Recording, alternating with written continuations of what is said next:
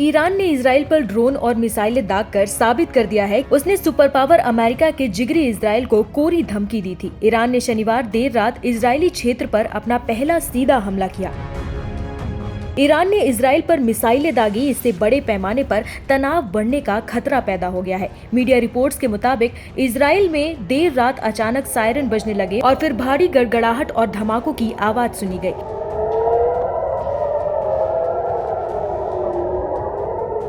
हालांकि अभी तक किसी के हताहत होने की तत्काल कोई खबर नहीं है। इजराइल ने कहा कि ईरान से 100 से अधिक ड्रोन लॉन्च किए गए थे। वहीं ईरान द्वारा इजराइल पर मिसाइल हमले के बाद इजरायली पीएम बेंजामिन नेतन्याहू ने आक्रामक तरीके से जवाब देने की कसम खाई है और बोले कि इजराइल वर्षों से ईरान द्वारा सीधे हमले की तैयारी कर रहा है। हमारी रक्षात्मक प्रणालियां तैनात है। नेतन्याहू ने इजरायली पीएमओ द्वारा एक्स पर एक वीडियो पोस्ट किया है। वीडियो इजरायली भाषा में है, जिसमें उन्होंने कहा कि हम रक्षात्मक और आक्रामक दोनों तरह से किसी भी स्थिति के लिए तैयार हैं। इजराइल राज्य मजबूत है, आईडीएफ मजबूत है, जनता मजबूत है। उन्होंने आगे बताया कि हम अमेरिका के इजराइल के साथ खड़े होने के साथ साथ ब्रिटेन, फ्रांस और कई अन्य देशों के समर्थन की सराहना करते हैं। नेतन्याहू ने फिर दोहराया कि जो कोई भी हमें नुकसान पहुंचाएगा, हम उन्हें नुकसान पहुंचाएंगे। हम किसी भी खतरे से अपना बचाव करेंगे और ऐसा हम दृढ़ संकल्प के साथ करेंगे। साथ ही इजराइल की जनता से कहा कि हम भगवान की मदद से एक साथ खड़े होंगे और हम एक साथ अपने सभी दुश्मनों पर विजय प्राप्त करेंगे। अब आपको बताते हैं कि इजराइल पर हुए धमाके के बाद कौन से देश इजराइल के समर्थन में आगे आए हैं।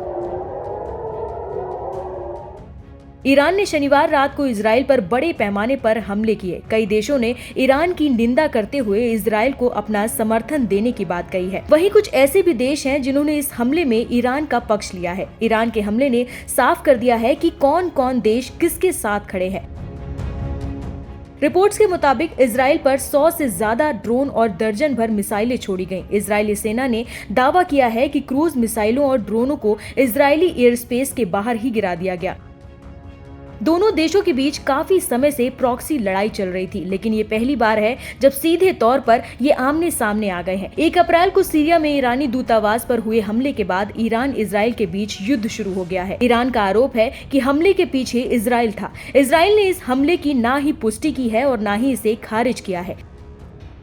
दूतावास और हमले की जवाबी कार्रवाई में ईरान ने इजराइल पर मिसाइलें और ड्रोन बरसाए हैं। इजराइल को पश्चिमी देशों का मजबूत समर्थन हासिल है। पिछले साल 7 अक्टूबर को चरमपंथी संगठन हमास के हमले के बाद से ही अमेरिका, ब्रिटेन और जर्मनी जैसे देश इजराइल के साथ खड़े हैं और उसकी मदद कर रहे हैं। अब अक्टूबर में संयुक्त राष्ट्र महासभा में गाजा के समर्थन में युद्ध विराम का प्रस्ताव लाया गया था, तो अमेरिका समेत 14 पश्चिमी देशों ने इसके खिलाफ वोट किया था।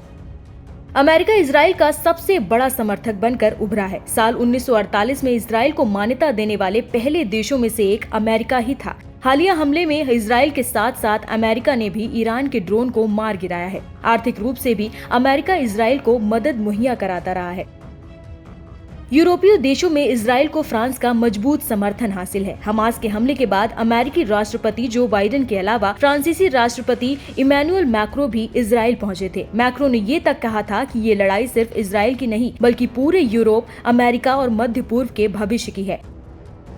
इनके अलावा Germany, Italy, Britain, Australia, Denmark, Canada और न्यूजीलैंड ने हमास की आलोचना करते हुए इजराइल का साथ दिया है। अब बात करते हैं कि इस युद्ध में ईरान के समर्थन में कौन है। ईरान और इजराइल की सीमाएं एक दूसरे से नहीं लगती हैं, लेकिन इजराइल के पड़ोसी देश लेबनान, सीरिया और फिलिस्तीन में ईरान की पकड़ को नकारा नहीं जा सकता। ईरान के हालिया हमले के बाद लेबनान और इराक ने अपने एयर स्पेस को बंद कर दिया है। वहीं सीरिया और जॉर्डन ने अपने एयर डिफेंस सिस्टम को अलर्ट पर रखा है। रिपोर्ट्स के मुताबिक कतर और कुवैत दोनों ने अमेरिका को अपने हवाई अड्डों का इस्तेमाल करने से ये कहकर रोक दिया कि वो ईरान के खिलाफ संघर्ष में शामिल नहीं होना चाहते हैं। इजराइल के पड़ोसी देशों में ईरान के एक्सिस ऑफ रेजिस्टेंस की पकड़ है।